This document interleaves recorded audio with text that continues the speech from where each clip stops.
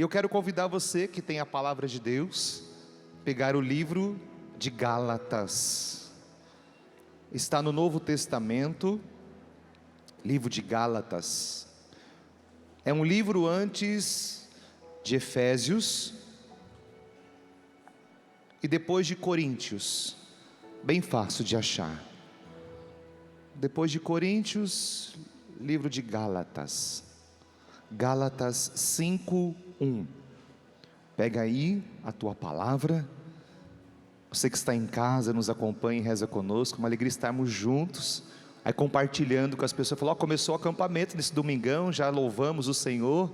Vai compartilhando essa boa notícia, para que mais pessoas possam ser curadas também e libertadas nesta manhã. Que bom que estamos aqui. Gálatas 5:1. Vamos lá, quem pegou, vamos ler juntos. É para que sejamos homens livres que Cristo nos libertou. Ficai, portanto, firmes e não vos submetais outra vez ao jugo da escravidão. Vamos ler outra vez? É para que sejamos homens livres que Cristo nos libertou. Ficai, portanto, firmes e não vos submetais outra vez ao jugo da escravidão. Palavra do Senhor. Dá um beijo na sua palavra. Se você não tem Bíblia, você vai beijar o quê? Não beija nada, né? Não dá para beijar o celular, né? Então, Bíblia na mão. Amém? Meus irmãos, o tema da minha pregação é a libertação dos vícios. Nós vamos trabalhar de uma forma mais profunda a questão dos vícios. E eu quero começar trabalhando essa palavra vício, para que nós possamos entender bem profundamente da onde vem essa palavra. A palavra vício tem origem no latim e significa falha ou defeito. Repete com o padre: falha ou defeito. Então você já sabe que a palavra vício é uma falha ou é um defeito. Mas vamos aprofundar mais. Corrompido, estragado, alterar para enganar, corromper-se, perverter-se, depravar-se. Então a gente vai percebendo que as declinações do termo aqui que nós temos vício, ela vai aumentando. Então é um defeito, é uma falha, mas é algo que foi corrompido ou alterado para enganar. Quem gosta de ser enganado aqui, levanta a mão. Ninguém? Interessante. A coisa que a gente fica mais triste é quando alguém nos engana.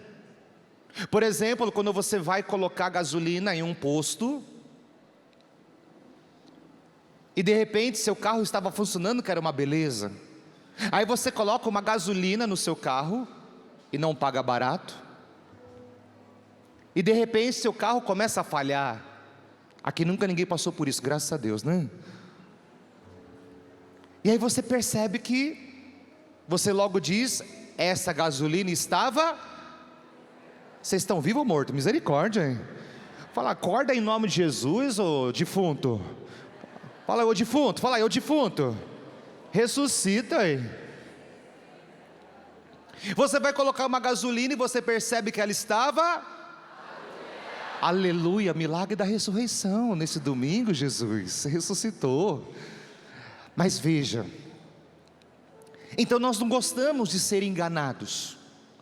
Nós não gostamos de comprar um produto que foi adulterado, alguma coisa que já não tem o valor que tem inicialmente. Então a palavra vício, ela foi adulterada, ela foi corrompida, ela foi pervertida, ela foi depravada. Então a palavra vício tem toda essa fundamentação. Só que no contexto litúrgico, olha que interessante que vai acontecer agora. No contexto litúrgico, no contexto bíblico, significa o seguinte: quando eram feitos os sacrifícios de animais, Porque nós temos que lembrar que no Antigo Testamento, os sacrifícios eram oferecidos a animais para expiação dos pecados, amém? No Novo Testamento, Jesus vai morrer na cruz, então não é mais um animal, mas agora é o próprio Cristo que morre na cruz por nós, amém? Então, quando se ofereciam animais ao sacrifício, e eles percebiam que esse animal, ele tinha um defeito nas vísceras, estava corrompido nas vísceras, que esse animal não era um animal perfeito, então o sacrifício não valia. E o que tinha que acontecer? O sacrifício tinha que ser refeito, tinha que pegar outro animal e colocar no lugar. Porque quando você faz algo para Deus, você tem que fazer de forma perfeita. Não dá para fazer pela metade. Então quando você casa, não dá para casar pela metade, você casa por inteiro. Quando eu fiquei padre por inteiro. Então quando no Antigo Testamento se oferecia um animal ao sacrifício, e esse animal tinha um problema nas vísceras, então o sacrifício não valia e tinha que ser refeito. Qual foi o problema aqui que nós encontramos de Caim e Abel? Vamos lá na essência. Caim mata Abel, por quê? Porque Caim tem inveja de Abel, por quê? Porque os dois oferecem sacrifícios a Deus, os dois oferecem o seu sacrifício ao Senhor. O sacrifício de Abel é aceito, o sacrifício de Caim não foi aceito, porque não foi um sacrifício perfeito. Ele não fez com amor, ele não colocou tudo que poderia colocar, ele não fez o sacrifício perfeito, ele não ofereceu a Deus tudo que ele poderia ter oferecido. Foi um sacrifício corrompido, pervertido, adulterado. E Deus diz para ele: Caim, refaça o teu sacrifício. Está escrito lá em Gênesis: refaça o teu sacrifício. E qual foi o problema de Caim? O orgulho, a inveja. Ele não refaz o orgulho, e ele começa a planejar a morte de Abel. Ele mata Abel, e Deus pergunta para Caim: Caim, cadê Abel? E Caim diz: por acaso sou guarda do meu irmão Abel? Caim, cadê Abel? Eu não sei. E aí ele começa a mentir. Ele sabia que ele tinha matado o irmão dele, ele mente. Então perceba uma coisa interessante aqui, quando o padre fala de vício, sacrifício imperfeito, então perceba, ele oferece um sacrifício corrompido, pervertido, adulterado. Deus pede que ele refaça, ele não refaz. Orgulho, vaidade, soberba, inveja. O sacrifício do irmão entra na inveja, amém? Depois, o que vai acontecer? Deus vai perguntar para Caim: e cadê teu irmão? Eu não sei. Mentira. Mais um pecado. Perceba como que uma coisa vai puxando a outra. O pecado, o vício são como correntes, argolas uma nas outras, que vão puxando uma a outra. Um pecado nunca está sozinho. Um vício nunca está sozinho, ele está sempre acompanhado de outros. Deus só pediu para Caim refazer o sacrifício que era imperfeito, mas o orgulho, a inveja, a mentira não deixaram. Quem foi o grande orgulhoso? Satanás. Invejoso, mentiroso, Satanás. Então perceba como esse mal vai pegando a nossa vida. Agora, falamos de pecado e falamos de vício. Vamos entender aqui E o Catecismo da Igreja Católica, no parágrafo 1865, vai nos ensinar uma coisa muito interessante, muito simples. Olha o que diz: o pecado arrasta ao pecado, que gera o vício, pela repetição dos mesmos atos. Quando que nós identificamos um vício? Você peca, peca, peca, repetição, peca, peca, isso se torna um vício, se torna um defeito, se torna uma perversão, se torna algo que está sendo adulterado. Como que nós identificamos um vício? Peca naquilo, peca naquilo, peca naquilo, faz errado, peca naquilo, peca naquilo. A repetição do pecado, o Catecismo diz que se torna um vício. Então você já começa a identificar na sua vida, e aqui eu não estou como acusador, pelo amor de Deus, porque eu também tenho as minhas lutas, mas eu estou ajudando você nesta manhã a se libertar dos seus vícios. E talvez você não tenha identificado algo que está na tua vida, impedindo da tua libertação, impedindo da tua salvação, da tua cura, da tua transformação, algo que se tornou um vício, e você já não percebe mais, porque se tornou um hábito, algo que você vem investindo, e que se tornou algo comum na sua história. Então quero ajudar você, que está aqui, que está em casa, a identificar um vício. Quando há uma repetição, repetição, repetição, repetição, então nós chegamos a um vício. Deu para entender sim ou não? Sim, bem claro. Então é o Catecismo. Padre, qual é o número do Catecismo? Anota aí, 1865, depois você vai no seu Catecismo e lê, é muito simples. Eu vou continuar lendo esse mesmo parágrafo. Daí resultam as inclinações perversas, que obscurecem a consciência, corrompe a apreciação correta do bem e do mal. O vício é um mau hábito, algo que vestimos. Então acontece repetição, repetição, repetição do pecado. Entra o vício pela repetição, corrompendo a consciência.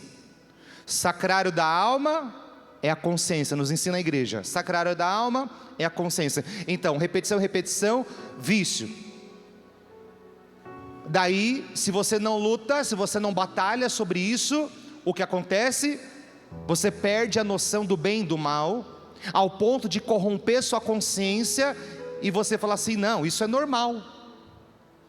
Olha o perigo que nós corremos. Olha a baba da serpente infernal aí. Olha a baba da serpente infernal aí, tentando colocar na sua vida, dizendo que não, o que você vive não é um vício, é normal, todo mundo faz. Mas eu quero dizer para você que você não é todo mundo, que você é um filho amado de Deus. Sua impressão digital é única no mundo. Deus não fez dois de você, nem que seja gêmeos idênticos. Você não é idêntico, você é único para Deus. E você não é igual a todo mundo, você é filho de Deus, você é filho de Nossa Senhora, e você foi feito para o céu e não para o inferno.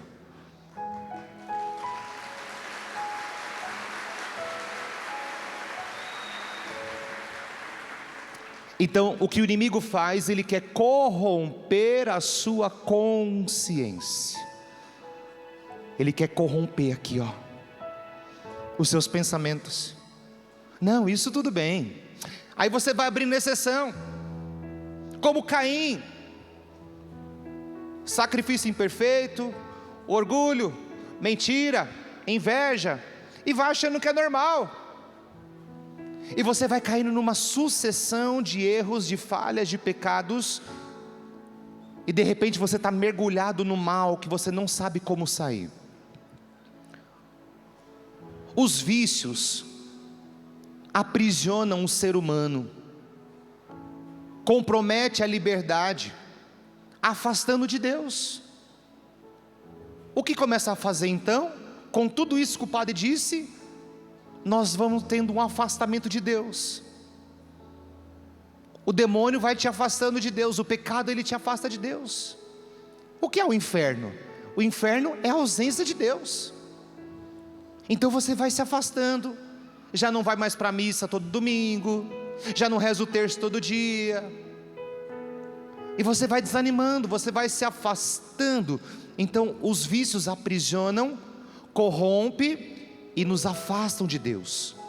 Os vícios escravizam, impede de nós sermos felizes. O catecismo, na introdução, diz que Deus nos chamou a participar da sua eterna bem-aventurança, ou seja, Deus nos chamou a participar da sua eterna felicidade.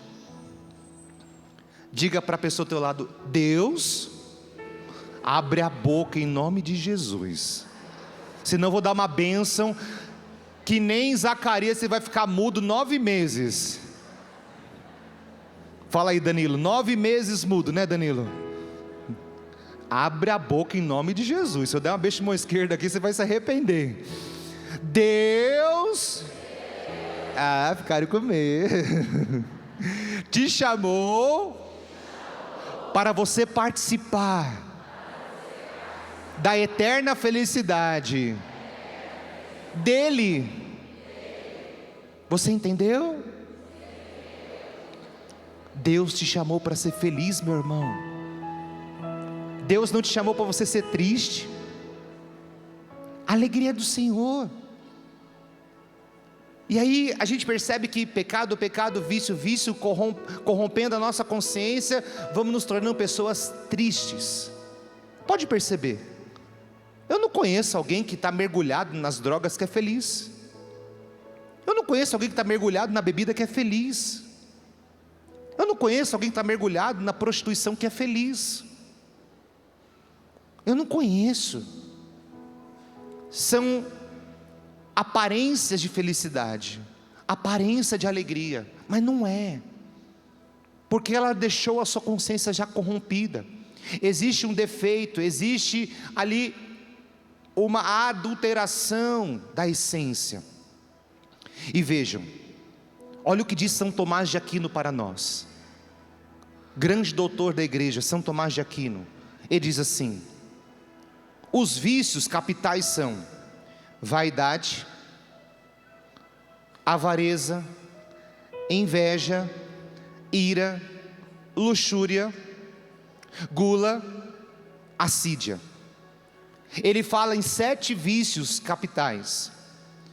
E aí ele diz assim, olha o que ele diz: que arrastam atrás de si filhas, exército, em total de cerca de 50 outros vícios. Eu repito, São Tomás de Aquino fala em 7 vícios capitais, e ele diz que atrás dos 7 tem um exército de vícios, e ele fala que atrás deles tem média de 50 outros vícios. Põe a mão na cabeça assim: vixe, padre, lascou. Lascou o pau. Assusta? Lógico, porque um vai puxando o outro.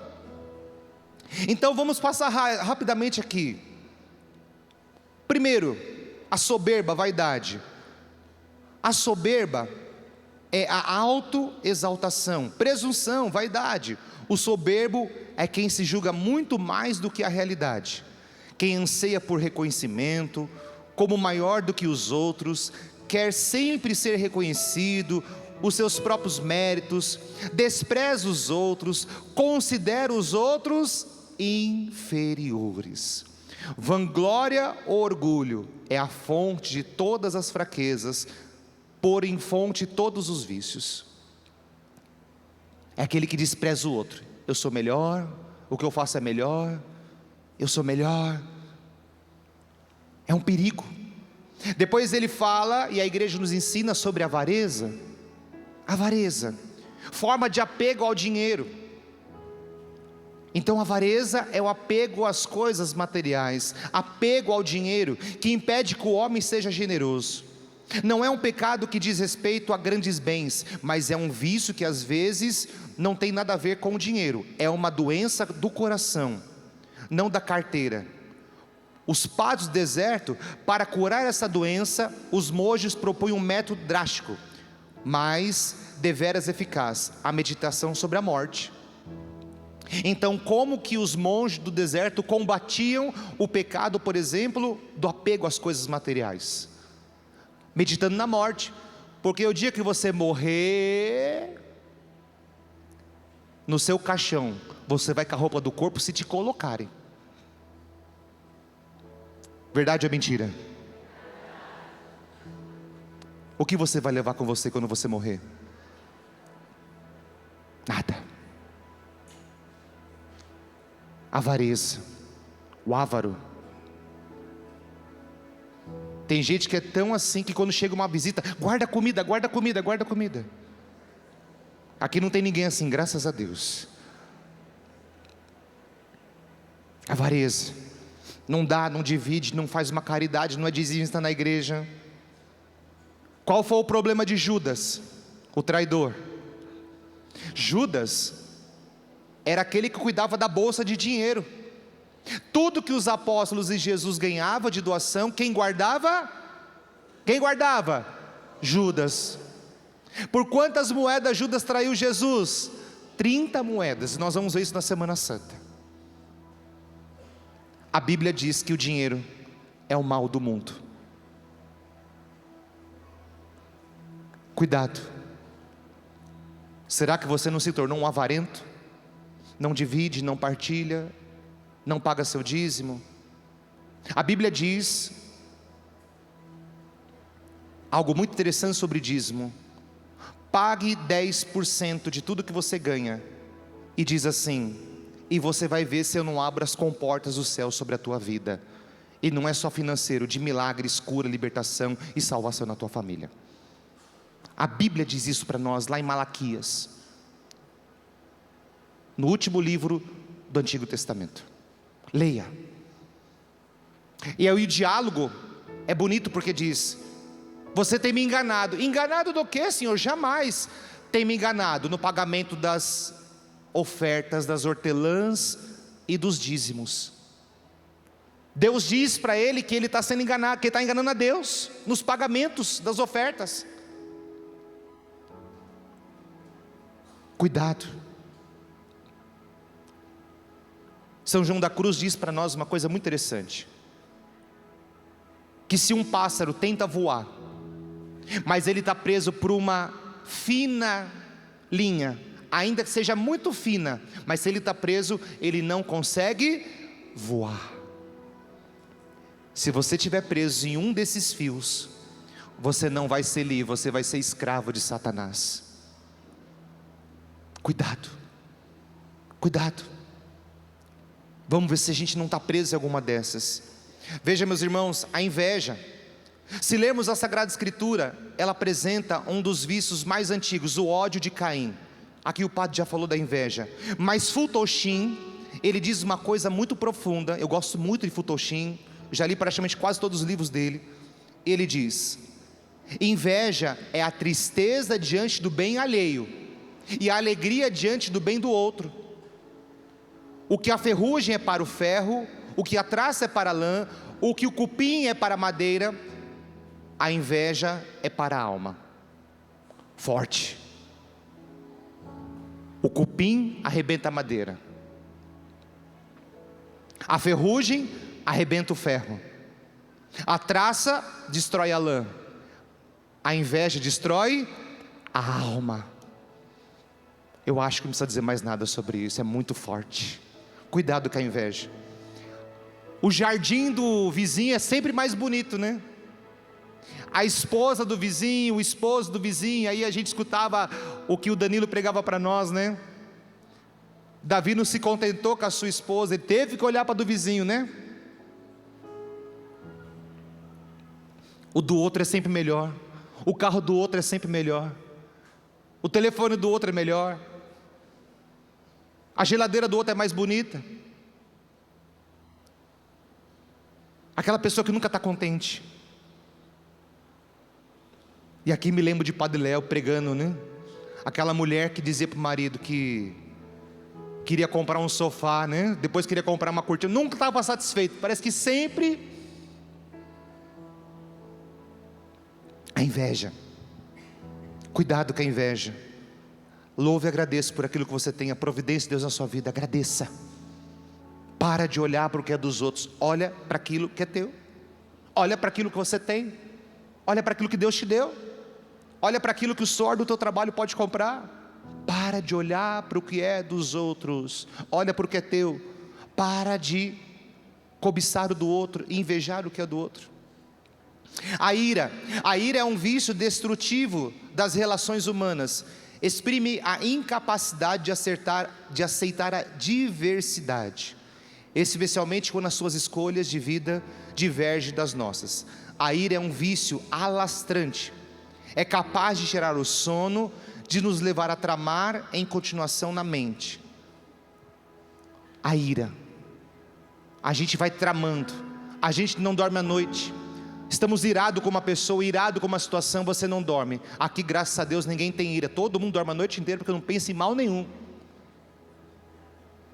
A ira, a raiva, o ódio.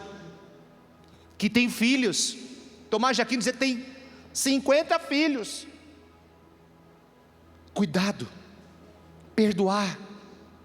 Entregar para Deus. Um dos maiores casos, meu irmão, minha irmã, que eu já atendo, vira e mexe que atendo libertação, é caso de falta de perdão, ira. Danilo, se eu estiver mentindo, você me ajude, mas acho que de todos os casos que eu atendo, grandes brechas de entrada, e o Danilo falava sobre brechas, é o perdão, a ira, o ódio, a raiva. Não guarda, entrega, faz tua parte. O mal que o outro fez, ele que se acerte com Deus, perdoa, reza, entrega para o Senhor isso aí. Pai, perdoa porque não sabe o que fazem. A palavra de Efésios diz assim, que o sol não se ponha sobre o vosso ressentimento. O sol nasce e o sol se põe. O sol nasce e o sol se põe. Então, o que quer dizer? Se alguém te fizer o mal durante o dia, que esse dia não se acabe sem você perdoar e entregar isso para Deus. Que o sol não se ponha sobre o vosso, ou seja, não deixa anoitecer, madrugar, virar o dia, você com raiva e acorda com ira, isso vira uma bola de neve, e você não vive mais, aí vem úlcera, vem gastrite nervosa, e aí vão vindo várias coisas no seu coração, e você começa a planejar, o quê? Como destruir o outro. O perdão. Luxúria. Luxúria não é luxo, porque às vezes a palavra pode nos confundir. Não é luxo, não é ter bens. O pecado contra bens, o padre já falou, é avareza. Então a luxúria está ligado à sexualidade, à afetividade. Os antigos padres ensinam que após a gula, o segundo demônio, ou seja, o vício que está sempre enganchado à porta do coração, é a luxúria. Enquanto a gula é a veracidade em relação à comida, esse segundo vício é uma espécie de veracidade contra a pessoa. E aqui nós aprendemos algo muito interessante, porque a luxúria está ligada à vida da sexualidade. Eu gosto muito de um santo da igreja. Ele diz para nós que São Felipe Neri diz para nós que nós enfrentamos todos os pecados. Todos os pecados devemos combater, devemos lutar contra todos os pecados. Mas tem um que não tem homem, que não tem mulher, que não tem padre, que não tem consagrado que enfrenta, que é o pecado da luxúria. Diante do pecado da sexualidade, da luxúria, não se enfrenta, se corre. Não seja machão, achando que você pode enfrentar. Não dá para enfrentar o pecado da luxúria. Diante disso você corre, você foge. Na minha paróquia, de vez em quando, não é sempre, mas acontece, já aconteceu, de mulheres quererem vir confessar comigo. Mas eu quero, aí diz, mas eu quero que o padre me atenda numa sala fechada.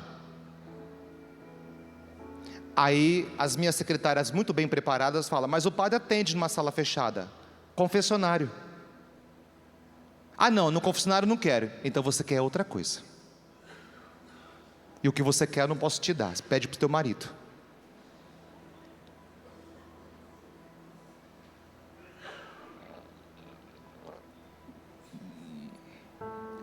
Aí a pessoa se joga lá na sala, falando que eu ataquei ela. Qual a minha defesa, Inácio?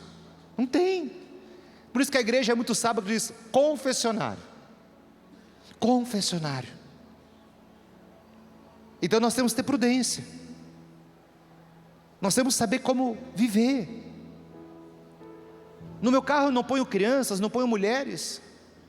A mulher que entra no meu carro são minhas sobrinhas. Tenho 3 sobrinhas loiras. Se um dia você vê, é porque são minhas 3 sobrinhas ou minha mãe.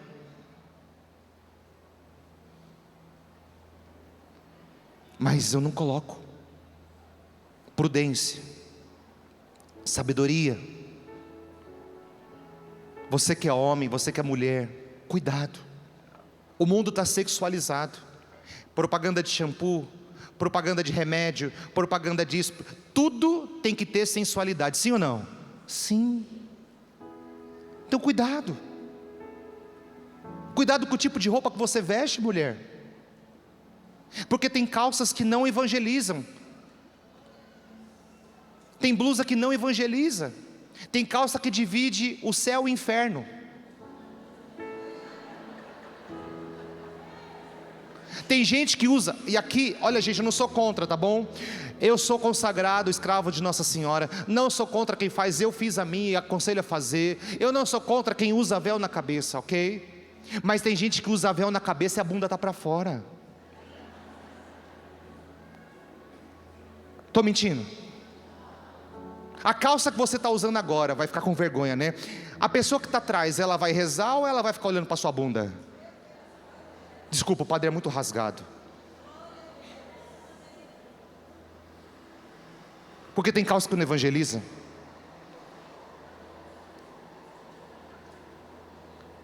Tem gente que põe a cabeça para Deus e a bunda para Meca. Com aquela calça que não, de cintura baixa. Os homens também não ajudam, né? Aí a mulher que está com o marido atrás, tira o olho. Ah, o chicote estrala.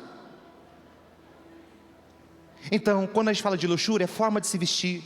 Roupa de praia na praia, meu irmão, minha irmã. Aí depois nós criticamos nossos irmãos evangélicos, mas eles vão de terno e gravata no culto deles. E a gente vai como se estivesse em qualquer lugar da face da terra. É uma vergonha para nós católicos. Uma vergonha. Uma vergonha. Olha para o teu guarda-roupa e vê se no teu guarda-roupa você parece um pouquinho com Nossa Senhora. Se você é homem, parece um pouquinho com José. Você vai aparecer daqui, é uma vergonha. O jeito que as pessoas vão visitar Nossa Senhora é uma vergonha. O jeito que a gente está na igreja é mascando chiclete, é de boné, vai na missa de bermuda. Ora, mas o padre está de batina, está com 10 roupas, passando calor. E uma hora você não pode ficar bem vestido na presença do Senhor, colocar sua melhor roupa para Jesus.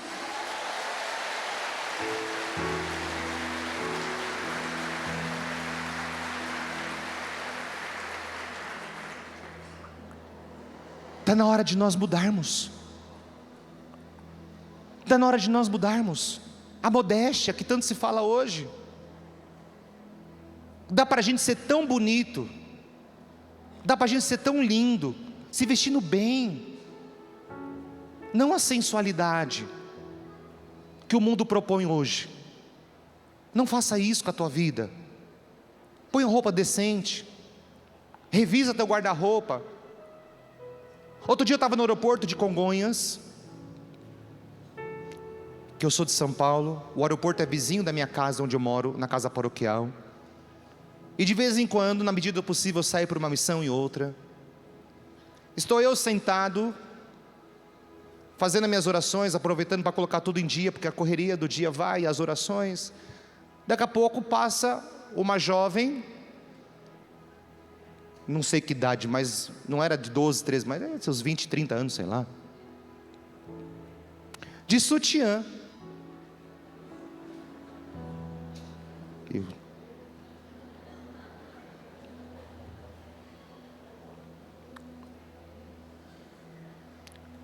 Espera para ver. É questão de tempo, vai ter gente andando pelado na rua. Você vai lembrar do padre Anderson. Vai falar, o padre disse. É questão de tempo. É questão de tempo. O mundo está sexualizado. O que Satanás vai fazendo? Vai corrompendo, vai adulterando. Entendeu? Porque a raiz da palavra vício vai adulterando, vai corrompendo a consciência. E você vai achando que está certo. Caim, cadê teu irmão? Não sei. Caim, refaça? Não. Então perceba como que uma coisa vai puxando a outra. O que aconteceu em Sodoma e Gomorra? Pega a Bíblia. Sodoma e Gomorra, o pecado foi tão grande, Abraão começa a negociar. Se tiver 50 justos, você vai destruir? Não. Se tiver 40, se tiver 30, se tiver 20, não. Se tiver 10, não. Percebendo que não tinha jeito, Deus manda anjos para tirar aquela família lá de Ló. Ao ponto que as pessoas são tão cegas que elas queriam ter sexo com os anjos. A cegueira espiritual, meus irmãos.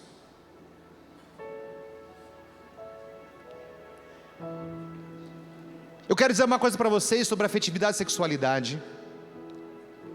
Quando Balaão e Balaque, você se lembra muito bem daquela história da mula. Balaão e Balaque, e a mula que fala. Então começa aquela história, Balaão e Balaque começam a conversar, porque ele queria destruir o povo de Deus, que tinha passado o mar vermelho a pé enxuto, e estava caminhando, e o povo de Deus, que já tinha sido livre da escravidão, tinha vencido muitas outras batalhas, vinha caminhando. Os filhos de Deus eram um exército muito forte, caminhava, e vencia batalhas. Balaque, percebendo isso, que era de um grupo inimigo, de uma cidade inimiga, percebia que os filhos de Deus caminhavam fortemente, então chama Balaão e fala: Balaão, quero que você amaldiçoe e faça uma oração contra aquele povo. Ele falou: eu não posso fazer isso. Ele falou: mas eu tenho uma ideia.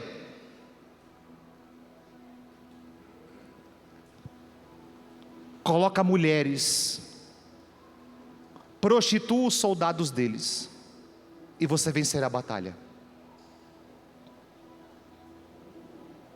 Um dia Moisés está rezando, e Deus não fala, ele está rezando e Deus não fala, e Deus diz assim: Moisés, vai lá aonde eles estão dormindo. Quando Moisés chega no lugar, eles estão se prostituindo com mulheres.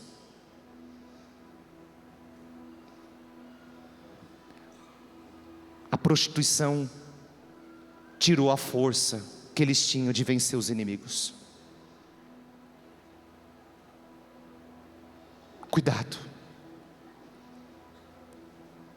A pornografia. Sabe aquele seu amigo que manda pornografia no seu celular? Você casado? E você se acha: nossa, que bonitona. E o diabo: isso mesmo.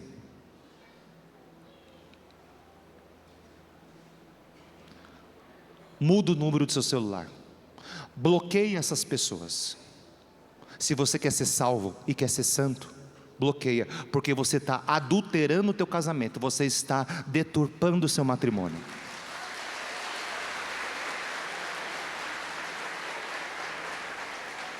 Ah, mas eu só vejo uma vez. Mentira! O que é vício? Pecado. Vício. Repetição, vício.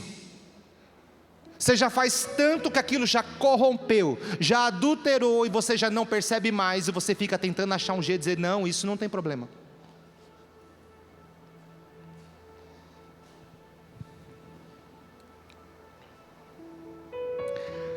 Padre, como que eu faço para vencer?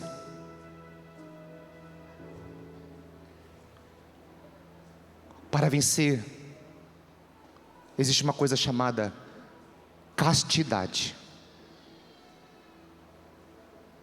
Padre, mas eu sou casado, como vou viver a castidade? Eu vou explicar para vocês. Deus me pede que eu fale um pouquinho mais sobre isso. Acho que é importante tratar esse assunto nos tempos que estamos vivendo. O Padre Anderson, o Padre Wagner, bom dia, está aqui também conosco. Nós padres vivemos o celibato. Vou resumir o que é celibato para vocês entenderem. Então, nós renunciamos tudo para dar nossa vida 100% para Deus. Então, mas o que é celibato? É antecipar na terra o que um dia todos vão viver no céu. No céu não se casam e não se dão em casamento. É bíblico, ok? É doutrina, amém? Entendeu isso? Então o celibato, segundo o documento da igreja, celibato sacerdotal, nos ensina que o celibato é antecipar o céu na terra. Então eu, o Padre Wagner e todos os padres, enfim, nós antecipamos o céu na terra, o que um dia vocês vão ver no céu. Eu quero que você tenha esse olhar bonito dos sacerdotes, dos diáconos, essa pureza no olhar.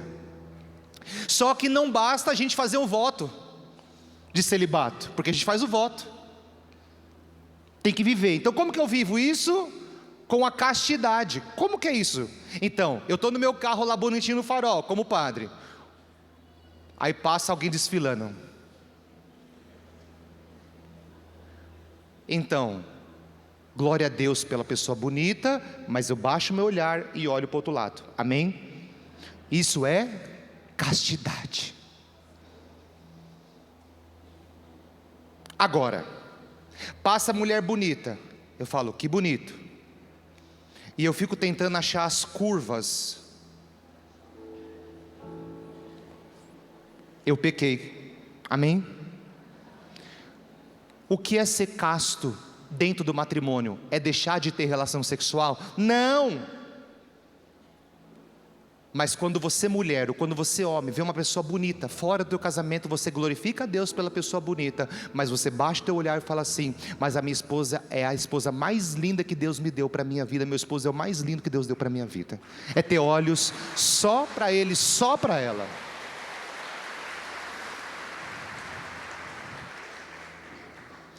Tem marido que deve estar tudo roxo aqui as costelas, ó. Tanta cotovelada das esposas. Viu? Te falei. Eu não devia ter vindo nesse acampamento. É, mas foi bom que você veio, tá vendo? Te falei.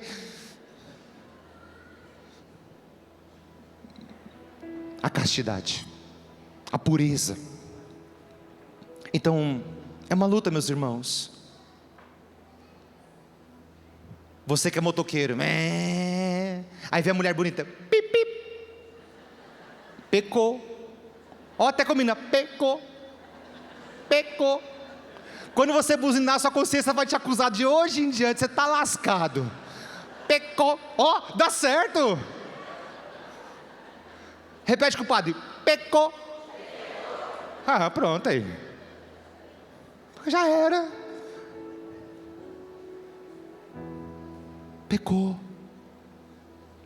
Pecou porque você não sabe se ela é casada ou não. Eu sou solteiro, mas ela é casada, você viu a aliança dela? Pecou. Cobiçou. 3 buzinadinhas, pronto. Cuidado. Veja, meus irmãos, eu acabei me estendendo, mas era muito importante. A gula. Os antigos padres designavam o vício da gula com o nome de gastrimargia. Repete, padre, gastrimargia. Termo que se pode traduzir por loucura do ventre. A gula é uma loucura do ventre. Há também este provérbio: devemos comer para viver e não viver para comer. A gula é um vício que se insere precisamente numa das nossas necessidades vitais, como a alimentação. São João Clímaco, olha o que ele diz. Olha o que diz, olha, é assustador o que ele diz. Ele chamou esse vício a escada do paraíso. Ele descreve uma grande lista de pecados gerados pelo pecado da gula. No seu livro, ele interroga a gula dizendo: fala, ó tirana gula, de todos os mortais. E ela responde fazendo uma lista das doenças espirituais que derivam dela. O meu filho primogênito é o espírito da fornicação. Depois dele, em segundo lugar, vem a dureza de coração. Em terceiro lugar, o sono. Depois é de mim que provém o mar dos maus pensamentos, as ondas da imundície, o abismo da impureza, desconhecidas e inomináveis. Minhas filhas são a preguiça, o mexerico, o atrevimento, a chacota, a buforania, a contestação, a birra, a desobediência, a insensibilidade, a escravidão, a autossuficiência, a arrogância, o exibicionismo, e depois dessas coisas vem a oração impura e os pensamentos agitados. Olha quantas filhas da gula. O tempo do pato está acabando, eu preciso correr aqui. E qual que é o remédio para isso? Que a Quaresma nos ensina? Jejum. Ah, padre, eu vou fazer jejum de refrigerante. Aí você não toma Coca-Cola, mas você enche a cara de Guaraná. Safado, sem vergonha, salafrário. Se vai fazer de refrigerante, você faz de todos, até água com gás. Padre, eu vou fazer jejum de suco de laranja, mas enche a cara de suco de uva. Safado, sem vergonha, salafrário. Vou fazer jejum de chocolate. Aí você não come chocolate preto, mas come chocolate branco. Safado, sem vergonha. Aí você não come chocolate, mas come a sobremesa do almoço. Safado. Se vai fazer de doce, eu entendo doce, desde chocolate, sobremesa, bala, chiclete, bolacha de maisena, porque gordo sabe disso. Até pão com açúcar no desespero resolve a nossa vida, hein? Verdade ou mentira? Ah, verdade, hein? Gente, para encerrar essa pregação, a assédia é definida como o demônio do meio-dia. Apanha no meio-dia, quando o cansaço está no auge e as horas seguem nos parecem monótonas, impossíveis de viver. Concluindo, a preguiça não realiza a obra de Deus com solicitude. A assédia ou preguiça. A preguiça. Sabe aquele sono depois do meio-dia, aquela preguiça? Deixar de fazer as coisas de Deus por preguiça.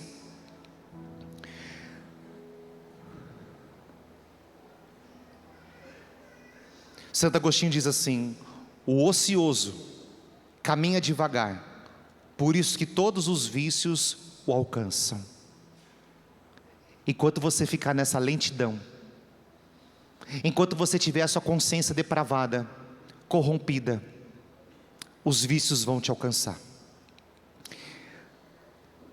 Virando a página, virtude. Nós falamos de vício, virtude. Tudo que é verdadeiro, tudo que é nobre, tudo que é justo, tudo que é puro, tudo que é amável, tudo que é de boa fama, tudo que é virtuoso e louvável, eis o que deve ocupar nossos pensamentos. O catecismo nos diz, no mesmo lugar, que as virtudes regulam os nossos atos e ordena a nossa vida, guiando a razão e a fé.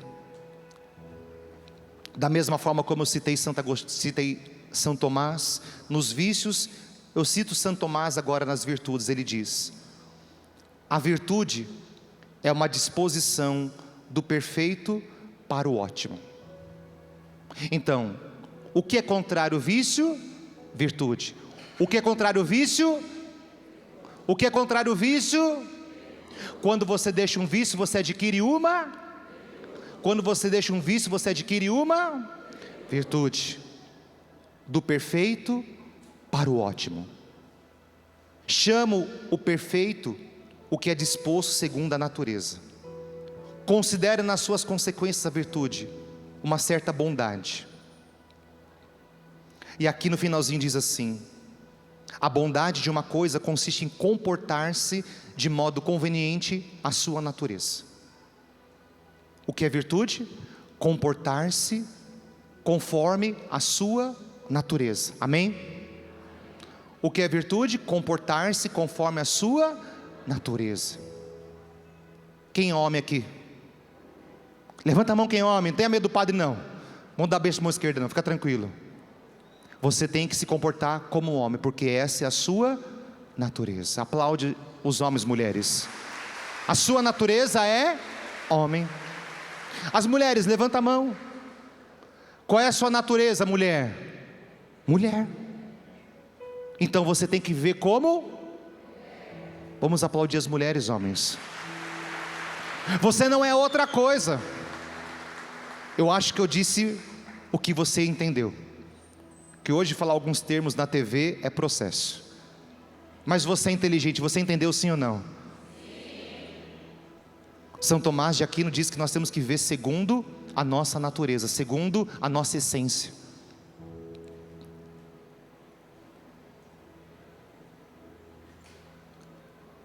E para finalizar, o catecismo diz assim: a Eucaristia, a penitência, a conversão,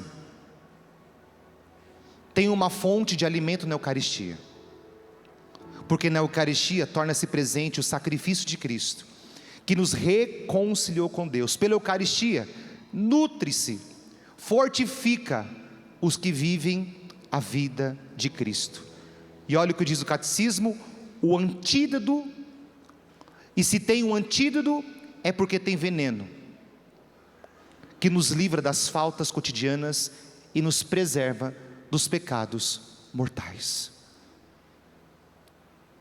É um tema pesado para trabalhar. Eu pensei que eu conseguiria trabalhar em 30, 40 minutos, mas é um tema longo. Nós vamos ter agora o Santíssimo Sacramento. Nós vamos ter o Santíssimo. O padre foi trabalhando com vocês temas e tentando ao mesmo tempo trazer a realidade, deixar um pouco mais leve, para que você entenda essa realidade. O padre não é melhor do que você. Como a gente aprende, o ouvido mais perto da minha boca é o meu mesmo. Deus falou comigo antes de falar com vocês. Deus fala comigo antes de falar com vocês. Então luta em nome de Jesus. Não seja orgulhoso, não seja vaidoso. Cada um sabe aonde o sapato aperta. Eu queria pedir muito para que você lutasse, não desanimasse. Que você identifique qual é a situação da tua vida que está se repetindo, e que se tornou um vício, e que está tirando a sua alegria de viver. Em nome de Jesus, volta para o Senhor, pede que o Senhor devolva uma consciência honesta, uma consciência reta, uma consciência verdadeira, justa, para o Senhor enquanto é tempo. Amém? Vamos aplaudir o Senhor.